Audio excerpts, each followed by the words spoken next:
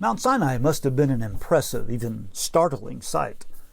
Enveloped in darkness with flashes of lightning, Israel heard the thunder and even on one occasion the voice of God. They felt the rumblings of God's presence and tremors that rippled through the earth's crust. This was God's holy mountain.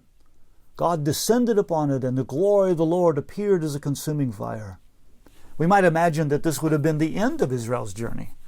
They had arrived at the holy mountain, the place where God lives. But it would, in fact, become the beginning of Israel's real journey, the journey through the wilderness to the promised land, carrying the presence of God among them. At Sinai, Israel waited. They waited 40 days for Moses, and when Moses returned, they waited some more. Their waiting, however, was no passive resignation. God gave Israel a task, and they prepared for the moment when God would come to dwell among them. They built a tabernacle, a portable sanctuary.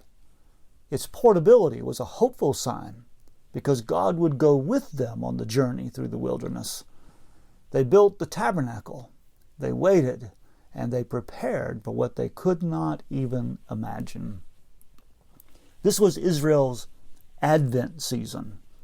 They were waiting for something, and perhaps they were not even sure what it was.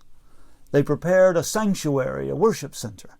They prepared themselves as they listened to Moses and obeyed his every instruction.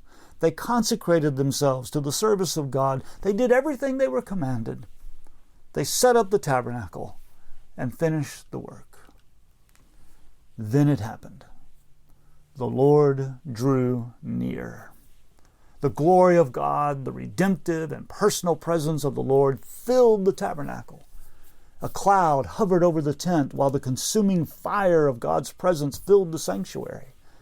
God now dwelt with Israel's camp. In a sense, God moved from the mountain to the tent. God moved from a permanent fixture to a portable one. The holy presence of the burning bush was now within a portable tent. God, too, was going on a journey with Israel. Their wait was over. Advent had arrived. A new journey was beginning, but God, the consuming fire present in the cloud, would lead them and guide them. God would bring them to the promised land, and God's presence was their assurance and their strength.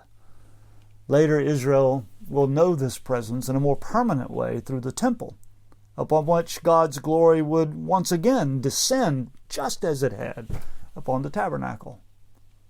God filled the tabernacle, and then God filled the temple, just as God had, in the beginning, filled Eden and dwelt in the cosmic temple. This is the gift of divine presence. It is the gift of grace, mercy, and communion. Just as God rested on the seventh day within the creation, so now God rested within Israel's tabernacle and temple. It is yet another move toward God's goal for the whole of creation, which is to include all peoples within the orbit of God's love, and for God to dwell among them.